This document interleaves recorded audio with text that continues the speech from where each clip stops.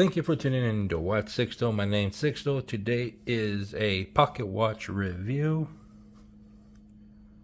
Figured since Timekeeper was so nice to let me borrow his watches, and there's some pocket watches sitting there looking so helpless and defenseless. So I figured I pocket. Funny part, I pocket 3 watches. One right now is a WestClox PocketBen number 5. This bad boy was introduced in 1946 and it discontinued in 1960. This one right here is a rarity on its own. That this is a piece that cannot be serviced. Pretty much like the Omega Swatch Moon's watch. You can't service that movement. This one is fully solid.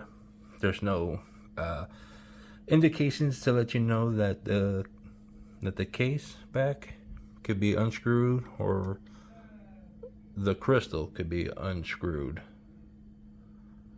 So this is a solid, supposed to be stainless steel. It has a nice big crown on it, so you could change the time. And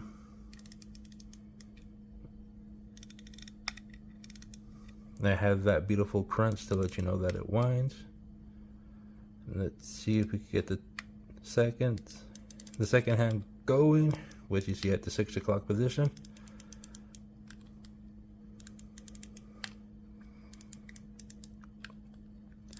Because when I talked to my watch repair guy, he said that 9 times out of 10 that these movements are done for, so therefore you can't, like I said earlier, you can't service them. But there's sometimes you'll find a hidden gem like this one. How you can see, give enough turn. Of course, you know, it's a mineral crystal. It's pretty much plastic.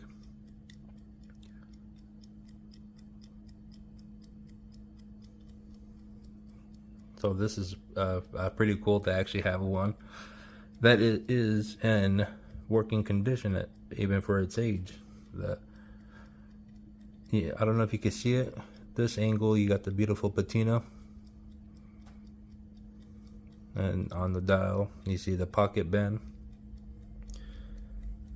A quick history: the company started in 1899, and they started making their pocket watches in the later years. By the 1900s, they started creating watches. By the 40s, they created this one. Of course, you know, the whole war started. So they also had pocket watches to fund the war for the soldiers that were then due to go to combat. So these were nice little additional pieces for them to have, because they were throwaway pieces. If you know something happens to it, they could just grab it and just say la vie to the watch they had on them. But me personally, I actually like the history of the WestClox. Like, you know, it's like every other company that were around for several hundred years, and next thing you know, other companies come in and muscle in. I just love the patina on this one. And they also created PocketBen, as they called it. What was the name?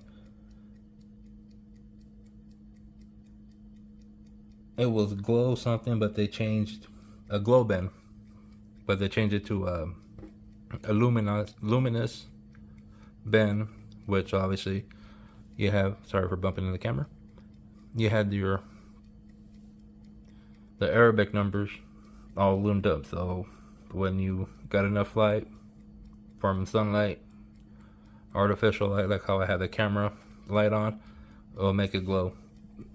But so far, those are a rarity on their own, because 9 times out of 10 people discard them, whatever reason, because 9 times out of 10 those were also the same as this one, where you could just throw it away, because there were pretty much essential $1 watch, pocket watch, that you could find at your drugstore back in those days. So if you needed a new watch, you could pick this up for $1 and off you go to wherever you needed to go. This one does not have any engraving in the back, but wait until you get a look at, I got a vintage Breitling pocket watch. I'm gonna start filming that one pretty soon. That one alone, history, because I was in World War II. That's another watch that you guys may love to see. Let me know if you guys are interested in pocket watches. See if I could get some more down the line. Change it up a little bit. Still do my traditional upload of watches.